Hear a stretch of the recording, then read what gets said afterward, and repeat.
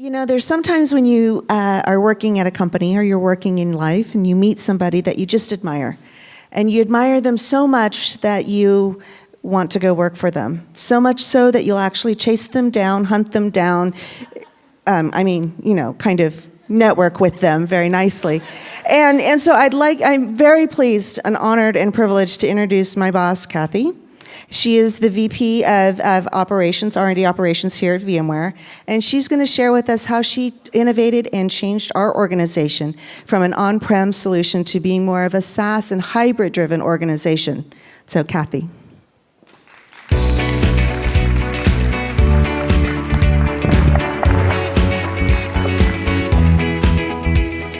Good afternoon. How's everybody doing? This is the coveted after lunch spot, as you know. So I know I'm the last one in this section, but I'm super excited to kind of give you a glimpse into the world of R&D operations and central services, which we call ROCs, and how we've increased inclusion, which has driven more innovation. I will forewarn you that there's a lot to talk about when you're talking about a team of R&D folks, 600 strong, in 15 minutes. Okay, so bear with me. Get ready to go on this wild ride.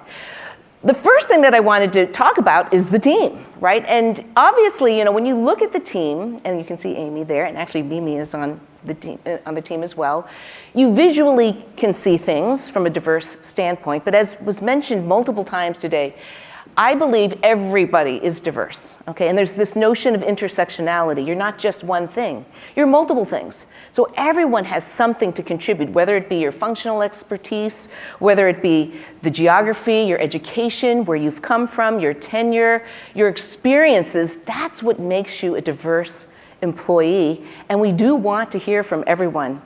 And I will tell you, if any of you are a fly on the wall or actually have been to one of my staff meetings, you will know that we talk about, Linda, inclusion activities, and boy, we jump right on in. We are a feisty team. Everyone has divergent views, but it's a very, very healthy environment because we really respect each other. So we're able to address some of these really difficult issues that you're about to see. So I want to put this quote in here because it's when you think about greatness, and you always hear there's no I in team, and you think about how you get places, you can get further if you go with people rather than going alone. And that's really my philosophy. It's our team's philosophy. Ordinary people together can achieve extraordinary results. And that's exactly what we're trying to do in ROCs. So just to tell you a little bit about what it is. Now, this slide is purposefully very complex because this is the type of team that ROCs is. Like I said, a 600-person organization, and how do you draw this very diverse team together? And by the way, if you look at the team, it's not just the team itself, but the activities that we have are also very diverse. We have extremely technical functions, performance and security engineering. So when we were talking about Andrea about cybersecurity, I was relating because I know we have a security team. We have marketing functions. We have industry experts on our team, and it's a portfolio of services if you see that, and our team continues to grow. But how do we bring everybody together? We've got to find things that unify us. I remember when I've been with VMware now for 2.5 years, and when I first joined, it was really a team of individuals. If you see each of those silos, it was a silo of individuals, and each team had really great things that they were doing, but we didn't operate together. And so what we're doing this year is we're focusing on 3 unifying themes. One is around self-service and automation. If you think about it, as a central function, we all need to learn how to do self-service in a much better way. That's a way we can scale. Machine learning and artificial intelligence. I notice as I go have my travels around the world that everybody is doing some project or employing ML, AI in some way. Well, can we develop a platform that we can use across our teams that we can all leverage? And then last but not least, dashboards and metrics. If you are ever in any sort of operation or function, you have metrics in which you are to see how you're doing and see your progress. But boy, when I look around the team, I saw probably 25 different types of dashboards, 50 different types of metrics, and it's very difficult for people to follow. So how do we create, again, a unifying theme around collecting our data and actually displaying those metrics so that people can understand?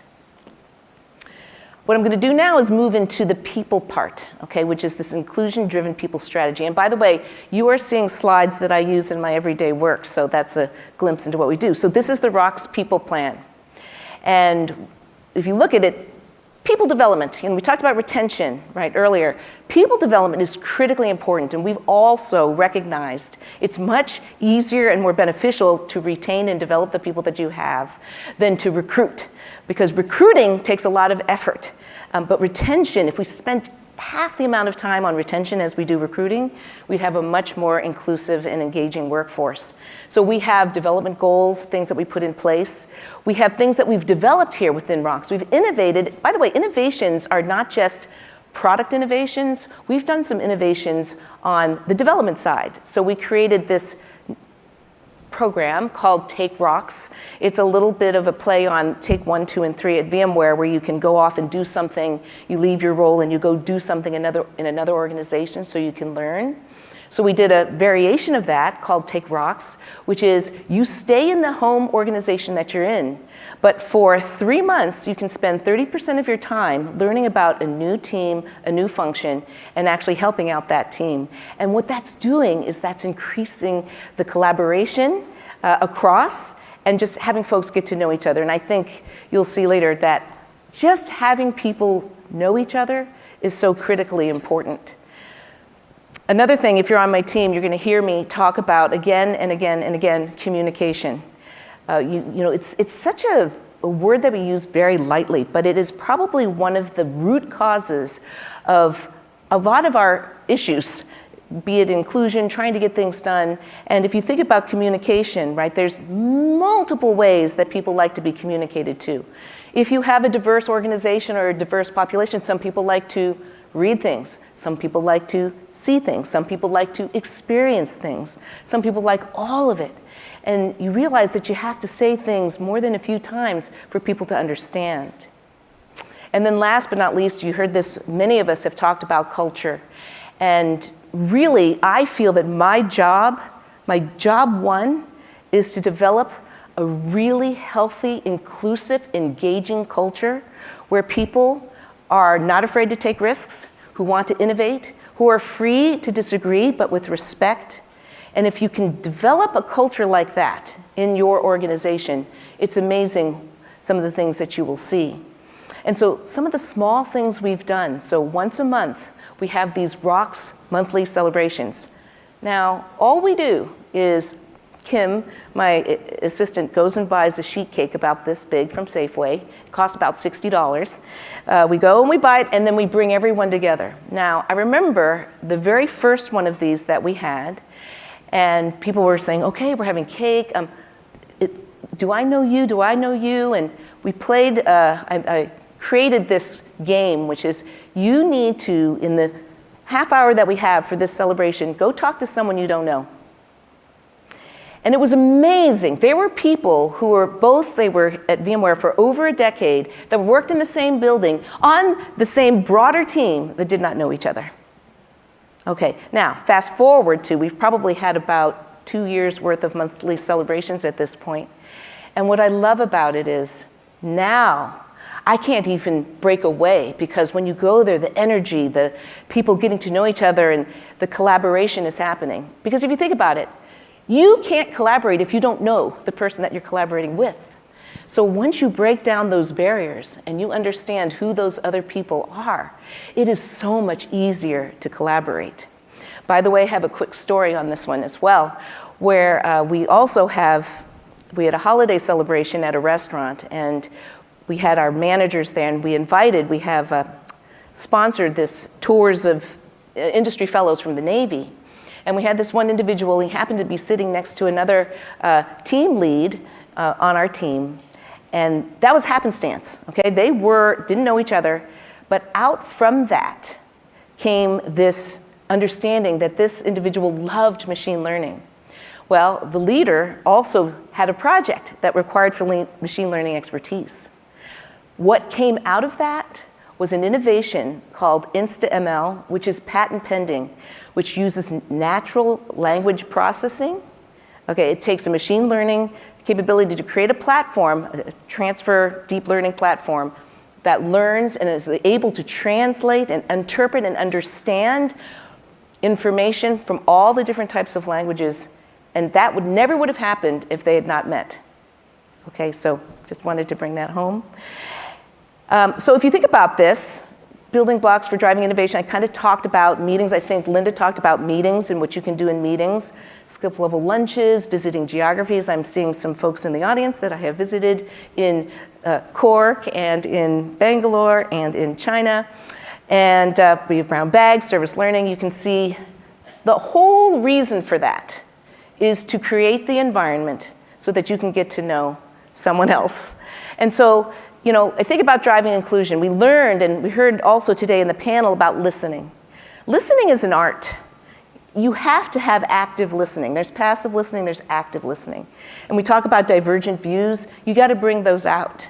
And so, again, if you were a fly on the wall at my staff meeting, you would notice that there is a lot of listening and there's a lot of debate, okay? So, because people feel free to disagree with each other. And we constantly have that dialogue in our staff.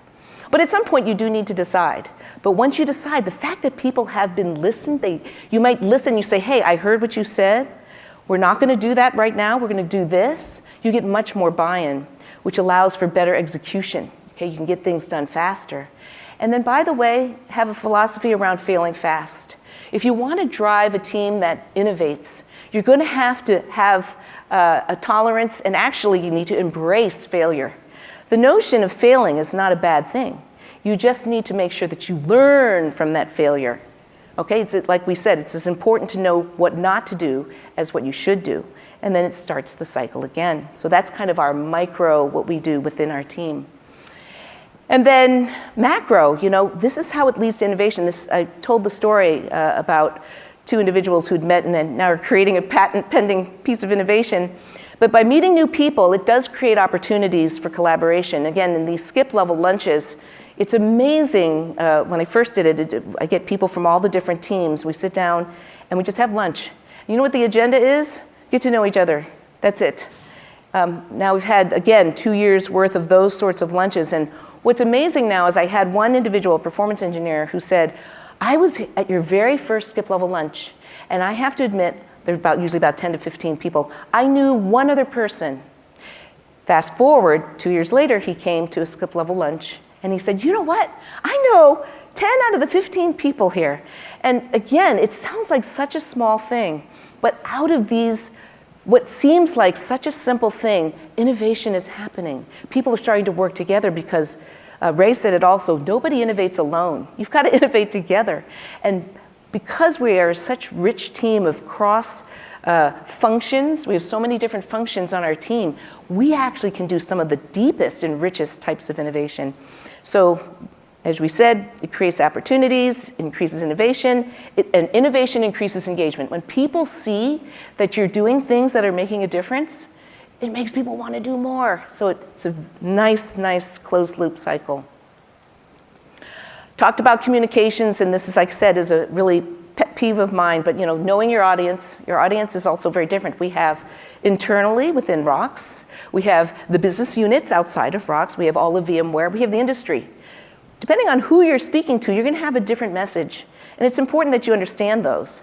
We talked about different vehicles, right? There's videos, there's email, there's all different types of things that you can do. I remember when I first learned about communication, it was the 7 times rule. Okay, you had to say something 7 times for people to understand. Now with social media, it's the 11 times rule, because people are not paying attention.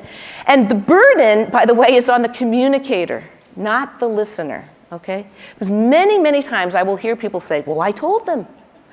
Okay, you told them, but they didn't hear it. And so you have to find all these creative ways to make sure that they understand. And so that's why communications are never done. At the end of we have all hands meetings. That's another one of our ways that we communicate with folks, and we have those quarterly. At the end of every all hands, I do a final thoughts. And really it's to create a theme for what are we talking about this quarter. And you can read some of these, having an impact, having purpose and passion in your role, transformation. By the way, collaboration, that was the one we did at our last all hands. But I love this one. And Andrea talked about it too, about PTO and making sure that you take the time, because you really do need to do that. And by the way, I need to listen to myself about that, but never get so busy making a living that you forget to make a life.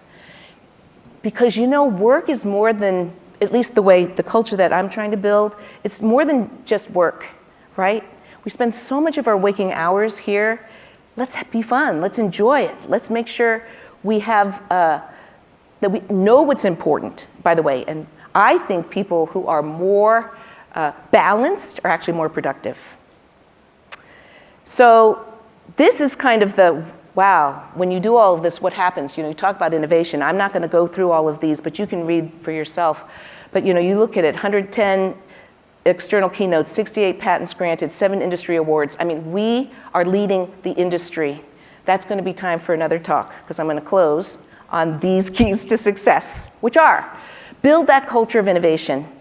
And really, it's 2 very simple things, people and communications. Focus on what drives people together. For rocks, it's the 3 horizontals. And then last but not least, focus on the team. Reward and recognize cross-collaboration, which is what we do. Make sure inclusion is integrated into every step that you take. And encourage collaboration across your teams. And when you do, you will have a team that's not just about tools and processes, but that drives innovation. And really, this is the key. So you can see Amy there in the front. And this was our, by the way, innovation can be fun. So we went and did a scavenger hunt at the Cantor Museum at Stanford. And we're just a little bit competitive. But we got to know each other better, right? And out of that, I'm sure there were many more bits of innovation that occurred after that. So with that, I'd like to thank you for the opportunity. I'm sorry it was a quick drive-by, but hopefully you got, at least if you got one thing you could take away, I'm pleased. So, any questions? Oh, thank you. Thank you.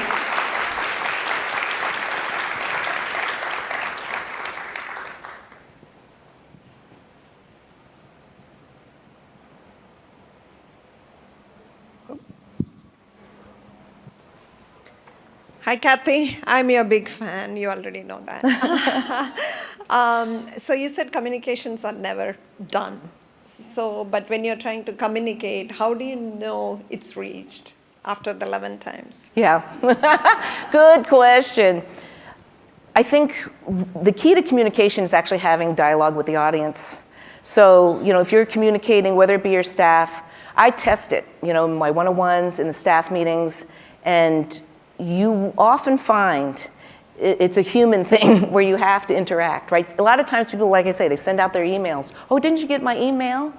That means it's done. No, it's not done. If it's something really, really, really important, I will either pick up the phone or I will create a meeting or I'll go and walk over to their desk and sit and make sure, hey, did we get this? Because this is really, really important. So, but in a mass, way, we do surveys. We do internal ROC surveys. We ask about communications to make sure people understand. But it's really asking people to make sure that, because remember, the burden is not on, the burden's on the communicator, not the listener. Yes. Oh, we have a, oh, yes.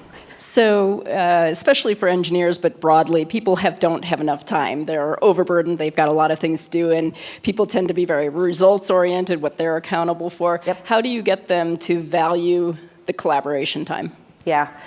Well, first of all, you're right. It's funny. When you're in the midst of a transformation, and we talked about this transformation, we're actually transforming our team from being an on-prem focused team to a hybrid team which embraces SaaS. In the beginning, I was wondering, wow, these things that we're putting in place, I don't see the results. It's taking too much time. But what I've noticed is when you can bring the benefit of the collaboration back to that busy engineer to say, you know what? Your code that you developed is now recognized by certainly everyone in ROCs. You have 600 people who now understand your code, whereas before, if you were in your silo, you might not have gotten adoption for it. And what it's doing now is, as we use ROCs as kind of the petri dish for how we do central functions, we're using ourselves to say, hey, if this can be leveraged across ROCs, if we can develop a platform across ROCs, we can do the same for R&D and for VMware. Hi, Kathy. I know your teams are geographically dispersed, so my question is, how do you foster people getting to know each other when they're in different sites and in different time zones? Yes, excellent question, Alexa. And so just for you to know, most of the team is based in Palo Alto, but we have a very large team in Bangalore, in Beijing, Sofia, and then all throughout the US and Cork, Ireland, and everywhere. Now, one of the first things I do and have done in the beginning is I travel to go see the teams. I think it's really important that they understand that. And when I go there, I force cross-ROCs activities. So in India, for instance, we have almost 180 people there. And it's amazing how many of those people don't even know that they're on the same team. So just creating an all hands and getting everybody there and creating the environment so that they will collaborate has helped. I've also put a lot of, how shall I say, pressure in a nice way to the management team in Bangalore, to the management team in Sofia, to the management team in China, Austin, Boston, Cork, you name it, to make sure that they have ROCs-wide events. Because again, that's where the innovation happens. And really trying to be as inclusive as I can. And like I said, there's the earlier question about you have to be personal when you're driving inclusion. But right, if you're being inclusive, you're actually, it's the human-to-human interaction that allows that to happen. Well, I think based on that, I think we have no more, one more question, okay. Hi, Kathy. Yes? I'm really impressed the way you shown your team culture, inclusive nature and everything. During all this time, have you ever been worried about tagged as overdoing it because you are a female leader? Or you heard otherwise? You know, it's funny. When I was younger, I would worry about that, okay? Oh, how will I be perceived? As I've gotten older, wiser, I realized that I have my own truth and what it is that I want to do. And if you're with me on this journey, we're gonna do great things together. If you're not with me, you have a choice. You don't have to do this, you don't have to. By the way, when we have these ROCs monthly celebrations, you don't have to participate, but people want to participate, see? So I'm just creating enough of these opportunities so that people will want to collaborate. That's the thing. If I have to mandate it, something's not right. So you know what I say? All of us here, whether you're female leaders, whatever type of leader you are, just go do what is your truth, right? And then if you're authentic about it, people will know. All right, thank you very much.